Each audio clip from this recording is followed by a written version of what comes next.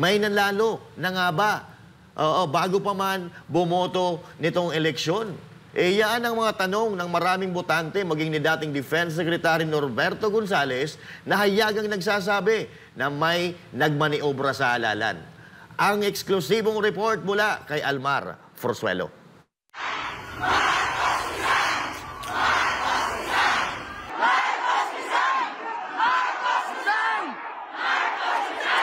Ito ang sigaw ng milyon-milyong Pilipino ilang buwan bago ang mismong araw ng halalan.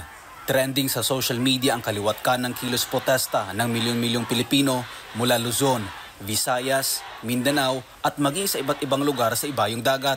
Bago pa ang halalan, ramdam ng marami ang galit at pagkadismaya sa kasalukuyang administrasyon dahil sa walang pakundangang korupsyon, abuso sa kapangyarihan at ang pagyurak sa karapatang pantao ng mamamayan.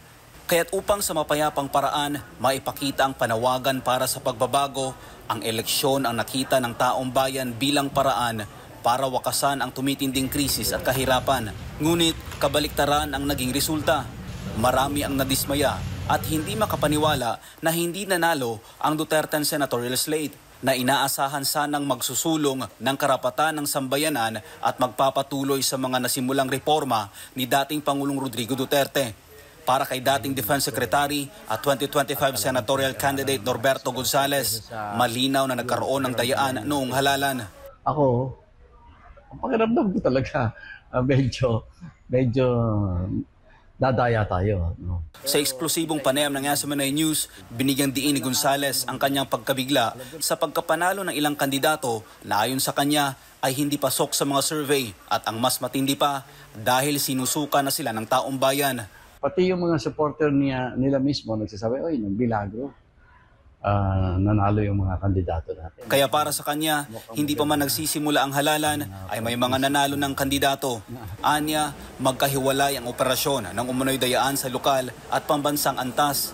Sa national level, anya, malinaw na may kontrol na mula sa itaas, mula sa sentro ng kapangyarihan, maging ang pagkakaayos ng ranggo, batay sa dami ng boto. Tila planado at sistematikong isinagawa. Sa ngayon, patuloy na nangangalap ng karagdagang ebidensya ang kampo ni Gonzales ukol sa umunoy dayaan.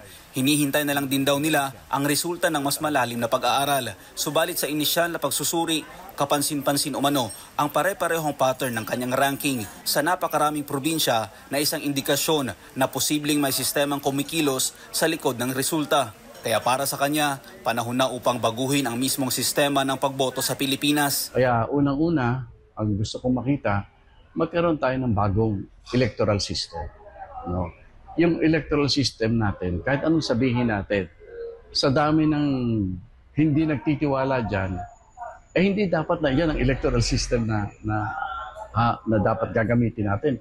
Walang tiwala sa bayanan eh. Maraming nagdududa. Bakit mo pipiliting gamitin? So, ibahin natin ang electoral system natin. Samantala, kaugnay nito, suportado naman ni Gonzales ang ginagawa ngayong kilos protesta ni Pastor Apollo C. Quiboloy laban sa COMELEC. Sinabi ni Gonzales na nais niyang mapabilang sa mga grupo o individual na nagsusulong ng tunay na pagbabago. At isa sa mga kinikilala niyang leader na may ganitong paninindigan ay si Pastor Apollo C. Quiboloy, ang spiritual leader ng Kingdom of Jesus Christ o KOJC. Ako, gusto ko sana na masali ako doon sa tama at totoo.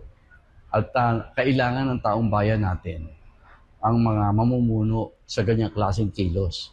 Huwag natin payagan na laruin lang yan o kung sino-sino. Pag nadinig ko si pastor na nagsasalita na talaga ng tunay na pagbabago, sali ako dyan. Sa huli, aminado si Gonzales na hindi magiging madali ang pagbasag sa kasalukuyang sistema, pero buo ang kanyang paninindigan na suportahan ang mga nais ng tunay na reforma. Marami na magpapail, hindi susuporta ka na lang. Meron ako mga napipili na susuportahan. Sasali ako dyan. Ako, kilala ko naman si pastor eh. Malalim mag-isip yan eh. Palagay ko, nararamdaman niya rin ang pangangailangan ng tunay na pagbabago. Lalong-lalo na sa electoral natin kasi yan ang namimili ng leader natin. Para sa Diyos sa Pilipinas kung mahal, Almar Forzuelo, SMNI News.